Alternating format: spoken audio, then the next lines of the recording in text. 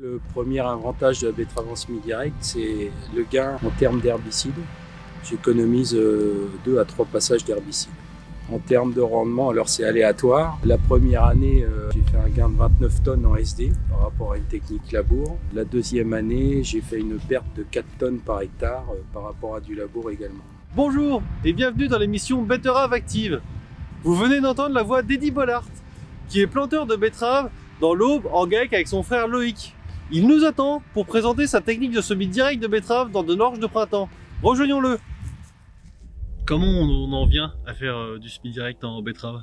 C'est la culture qui libérait la meilleure marge brute de l'exploitation, on ne va pas l'abandonner. Donc on s'est lancé sur une petite surface, 3 hectares, 7 hectares l'an passé, et on a essayé d'adapter la technique comme on l'a fait sur les autres cultures, et ça fonctionne, on n'a pas de problème de pivot. La structure du sol est parfaite, donc le pivot de la betterave descend bien. Eddy, quel est l'itinéraire technique de la récolte du précédent jusqu'au semis de la betterave?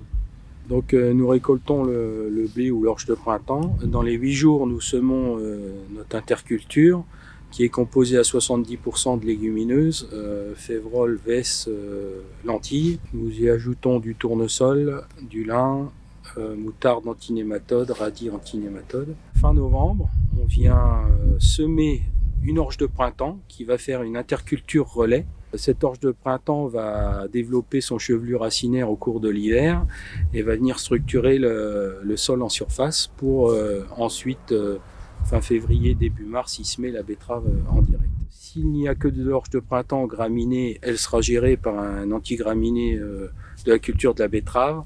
Si on a des vulpins et raigrats développés, on mettra un glyphosate au moment du semis de la betterave. J'économise 2 à 3 passages herbicides. C'est-à-dire que je gère le premier simplement avec un BTGV et le suivant, généralement, c'est un désherbage renforcé suivant les adventices présentes. On n'a pas de relevé dans l'inter-rang, on a juste une présence adventice sur la ligne de semis.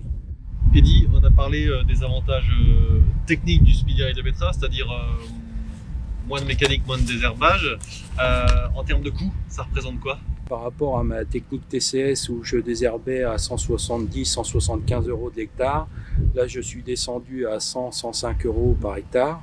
Après en coût matériel, en labour, on était à 185 euros de coût à l'hectare, 145 euros en TCS et on est à 100-102 euros en semi-direct. Vous l'aurez bien compris avec l'expérience du GAEC, voilà, le semi-direct de betterave n'en est qu'à ses débuts.